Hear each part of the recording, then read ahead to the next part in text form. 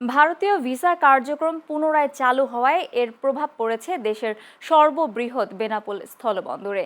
বেড়েছে পাসপোর্ট যাত্রীদের যাতায়াত, দীর্ঘদিনের স্থবিরতা কাটিয়ে ফিরেছে প্রাণচাঞ্চল্যে। ব্যস্ততা বেড়েছে ইমিগ্রেশন ও সংশ্লিষ্ট দপ্তরগুলোতে। প্রতিনিধি তামিম হোসেন সবুজের পাঠানো তথ্য, ভিডিও চিত্রে বিস্তারিত ডেস্ক রিপোর্টে। 5 আগস্টের পর ভারতীয় ভিসা কার্যক্রম একেবারে বন্ধ হয়ে যায়। এর প্রভাব পড়ে বেনাপোল স্থলবন্দরে। পাসপোর্ট যাত্রীর সংখ্যা নেমে যায় শূন্যের কোঠায়। স্থবির হয়ে পড়েছিল ইমিগ্রেশন চত্বর। সম্প্রতি ভারত আবারও ভিসা দেয়া শুরু করায় প্রাণচঞ্চলে ফিরেছে বেনাপোল স্থলবন্দরে। দৈনিক প্রায় 1500 পাসপোর্ট যাত্রী যাতায়াত করছেন বেনাপোল পেট্রাপোল রুটে। এতে স্বস্তি ফিরেছে যাত্রীদের মনে। চিকিৎসার জন্য, বেড়ানোর জন্য এবং কেনাকাটার জন্য, ফেস্টিভ্যাল এনজয় করার জন্য সাধারণ মানুষের একটা আকাঙ্ক্ষা থাকে আর কি।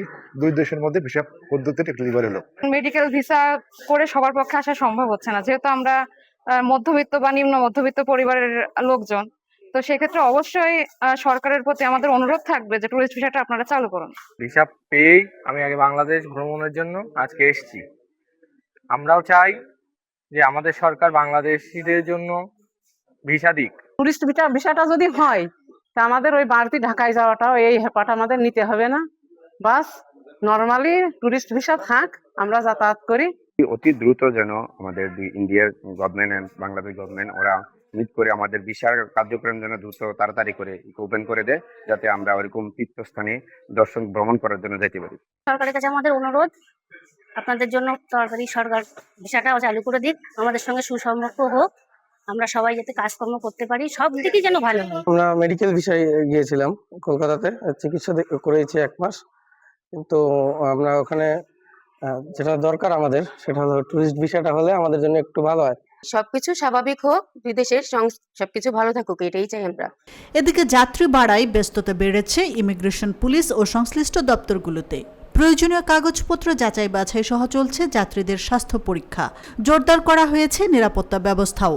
আমাদের এখানে সব ধরনের সেবার ব্যবস্থা আছে এবং যাত্রী সাধারণ যখন বেনাপোল বন্দর দিয়ে ভারতে প্রবেশ করবে বা ভারত থেকে বেনাপোল বন্দর দিয়ে বাংলাদেশে প্রবেশ করবে, তাদের যে প্রবেশ এবং তাদের যাতায়াতের ক্ষেত্রে বেনাপোল স্থলবন্দর সর্বোচ্চ নিরাপত্তা এবং সেবা নিশ্চিত করবে ইনশাআল্লাহ।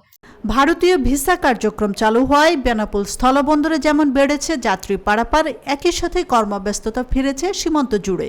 দুই দেশের পারস্পরিক সম্পর্ক ও যোগাযোগ আরও সুদৃঢ় করতে এই যাতায়াত গুরুত্বপূর্ণ ভূমিকা রাখবে বলে মনে করেন সংশ্লিষ্টরা। আশরাফুন নাহার মালা, চ্যানেল এস নিউজ ডেস্ক।